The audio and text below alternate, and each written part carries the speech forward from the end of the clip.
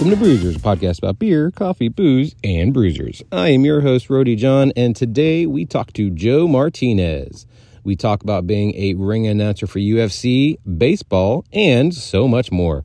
This is such a fun conversation. Joe and I really get deep into a lot of different topics. I talked about, two big ones off the top, but again, that so much more is in fact so much more. I love talking to Joe. I could, next time I'm in the Vegas area, I'm talking to Joe for days. I mean, maybe not days. He's got things to do, but at least for hours, at least hopefully we go out to dinner or something.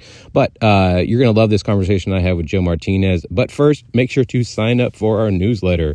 It comes out twice a week. You get even more information about our guests. You get fun facts, and you get to find out even more about your favorite podcast, all about beer, coffee, booze, and bruisers. So without further ado, here is Joe Martinez.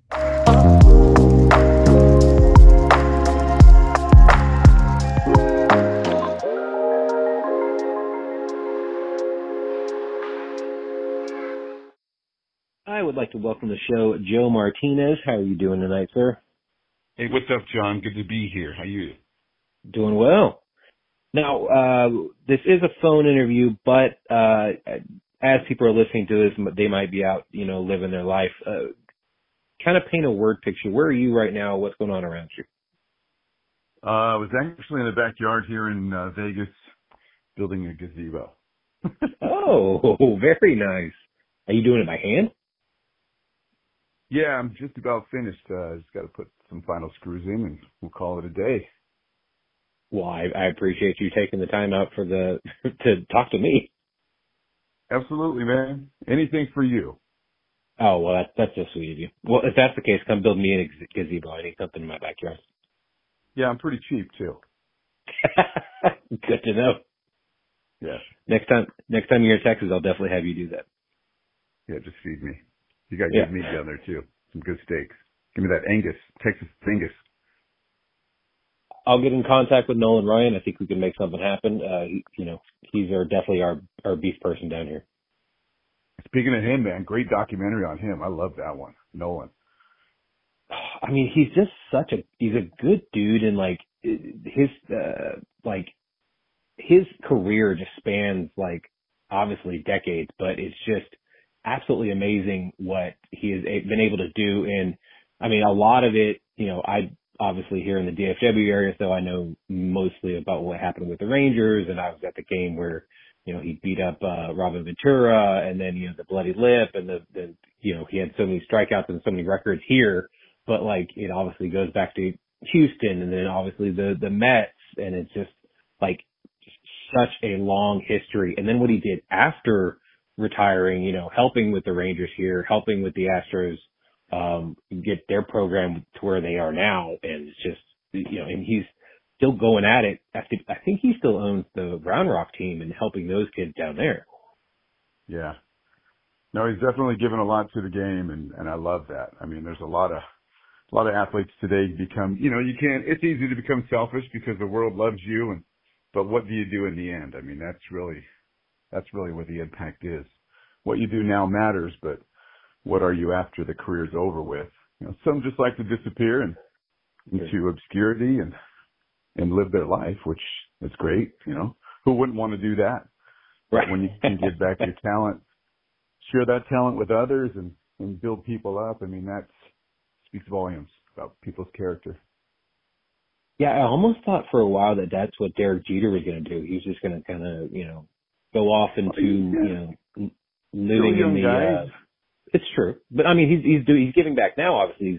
He's not just a talking head, but he's actually giving knowledge to people so they can understand when they're watching the game as well. Cause I mean, that docuseries also was absolutely amazing. And it's just almost like a tip of the iceberg as to what you really could have talked about when it does come to Derek Jeter and his impact on the game.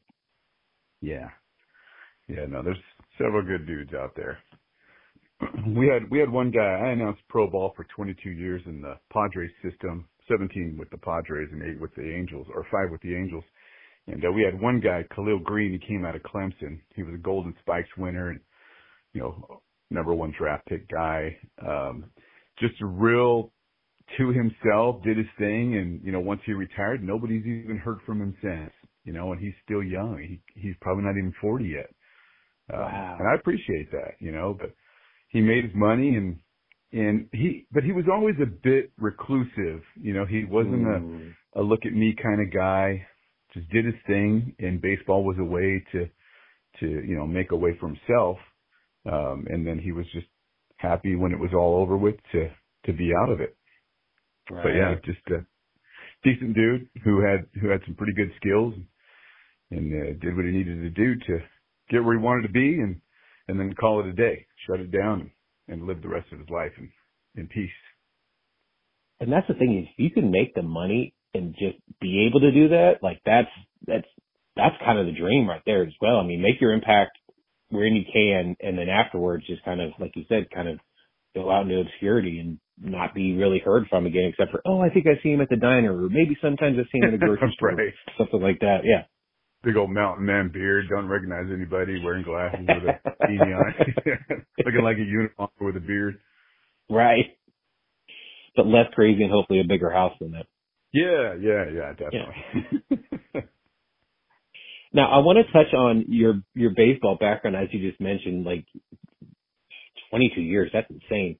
Now, being the announcer, so I was on the grounds crew for the Texas Rangers for 5 years, and I know for a fact that there's 3 things that are always going on the field, either seeds, bubblegum, or tobacco. Now, as an announcer, obviously, you actually have more access to water than the guys on the field. Did you ever get through any of those vices going, or was you just kind of stayed away from those?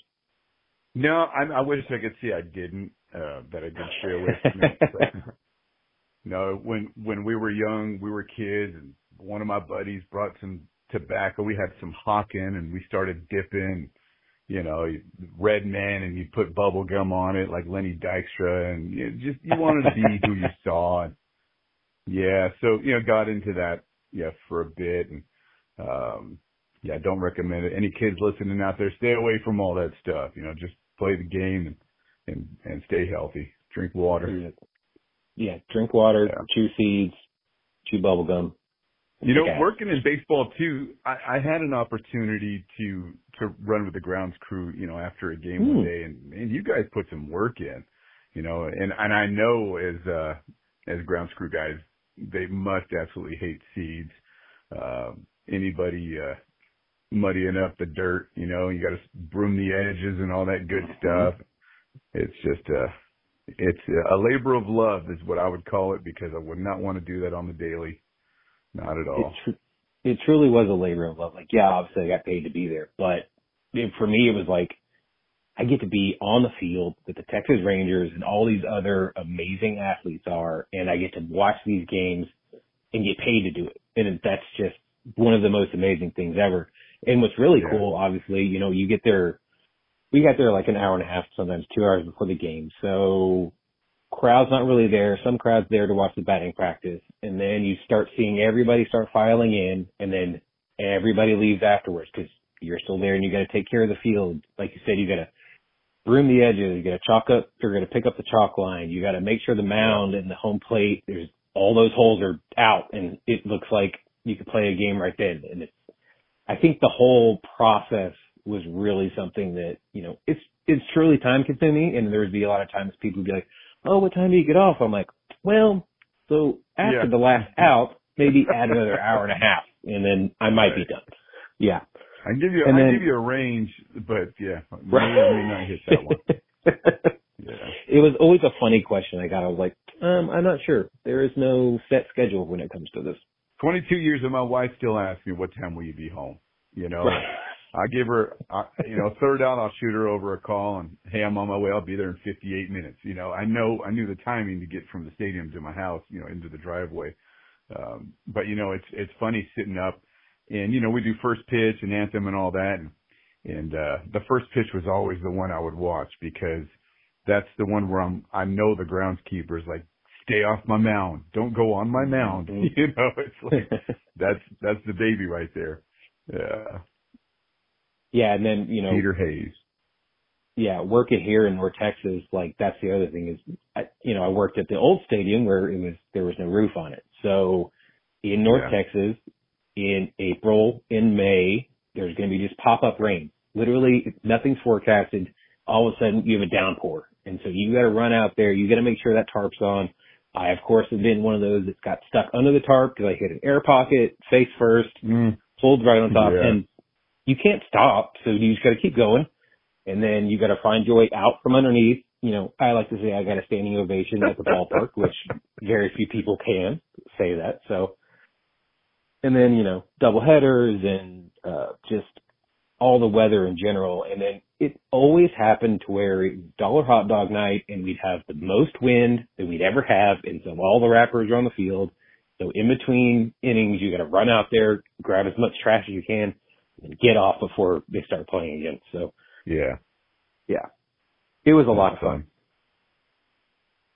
Now, I read that you have a bachelor's of arts in communication. What was the goal when you were going through college and getting that? Well, I was more interested in getting to sports broadcasting, you know, sports news, ESPN anchor stuff.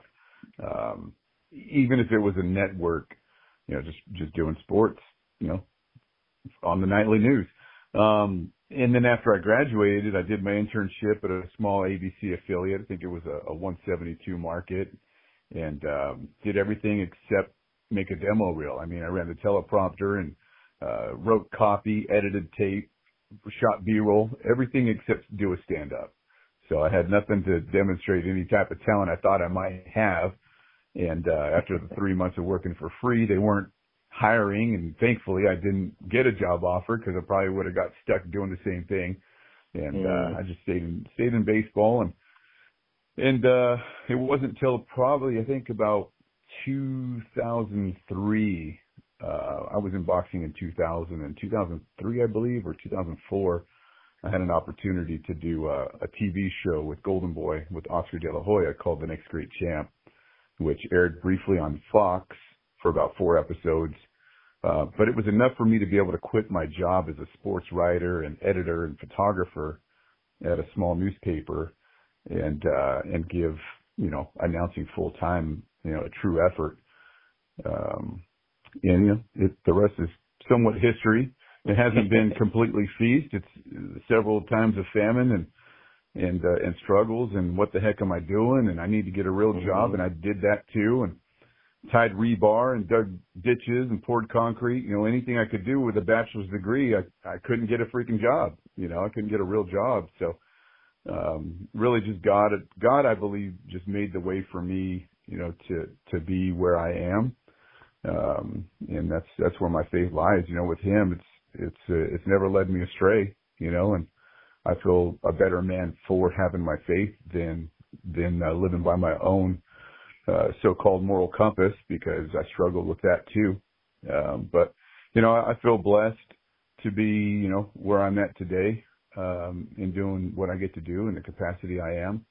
I don't seek any limelight or praise anywhere. I don't have a social media, so you won't find me saying stuff about this or that because my opinions are pretty much my own, and who the heck would want to hear them anyway? So I just stay to myself. I love being a dad and a husband and being the best me that I can be and not worrying about what anybody else has to say about it. So if you like me, you don't. It doesn't matter because I won't find out anyway.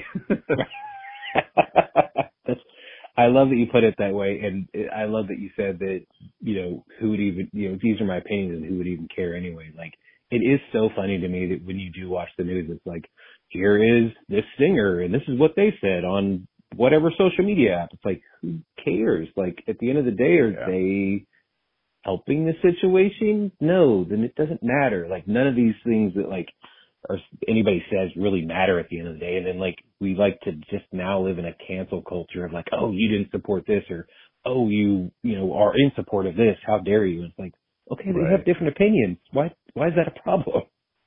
Yeah, no, it's become such a toxic environment. You know, that whole he said, she said type of deal that's going on in the world. And you know,